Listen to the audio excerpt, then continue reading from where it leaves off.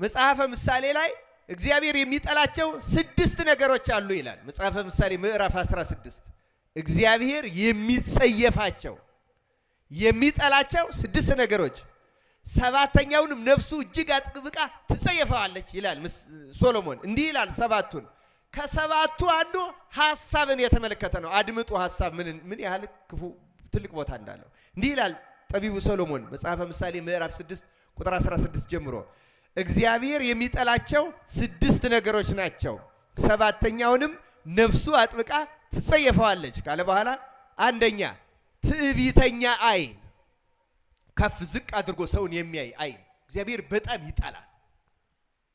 ደሞ ይሄ ማን ነው ብሎ አንዱን በድህነቱ አንዱን ባለመማሩ አንዱን በሌላ ነገር ብቻ ትዕቢተኛ አይን እግዚአብሔር ይጠላል።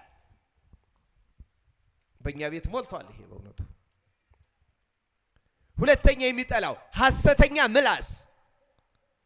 ሶስተኛ የሚጠላው ንጹህ ደምን የምታፈስ እጅ ይላል። አራተኛው ክፉ ሐሳብን የሚያበቅል ልብ። የትምህርታችን ጉዳይ ይሄ ነው። ምን የሚያበቅል ልብ አለ? ክፉ ሐሳብን የሚያበቅል ልብ። አያችሁ ክርስቲያኖች እግዚአብሔር እንዴት እንደሚጠላው። 5ኛ ወደ ክፉ የምትሮጥ እግር። 6ኛ በሐሰት የሚናገር ሐሰተኛ ምስክር። የመጨረሻው እግዚአብሔር በጣም የሚጸየፈው ግን በወንድማማች መካከል ጠብን የሚዘራ ይላል።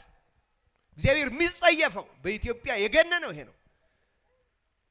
በኦሮሞና በሲዳማ መካከል ጠብን የሚዘራ፣ በአማራና በትግሬ ጠብን የሚዘራ፣ በኦሮሞና በአማራ ጠብን የሚዘራ፣ በሶማሌና በኦሮሞ መካከል ጠብን የሚዘራ፣ በወላይታና በሲዳማ ጠብን የሚዘራ፣ በጉራጌና በሌላም ጠብን የሚዘራ፣ በወንድማማች መካከል ጠብን የሚዘራ እግዚአብሔር እጅግ ነፍሱ ትጸየፈዋለች።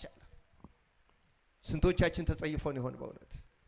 ይሄ የዚህ ሀገር ስለሆነ ነው፣ ይሄ ከዚህ የመጣ ስለሆነ ነው እያል ምናጣላ ነገር የምንሰራ እግዚአብሔር እጅግ ይጸየፈናል። እግዚአብሔር ይቅር ይበለን በእውነት። ክርስቲያኖች አድምጡ። ክፉ ሐሳብ የሚያበቅል ልብ፣ ዋናው ትምህርታችን ይሄ ነው። ሐሳብ መሰረታዊ ነገር ነው።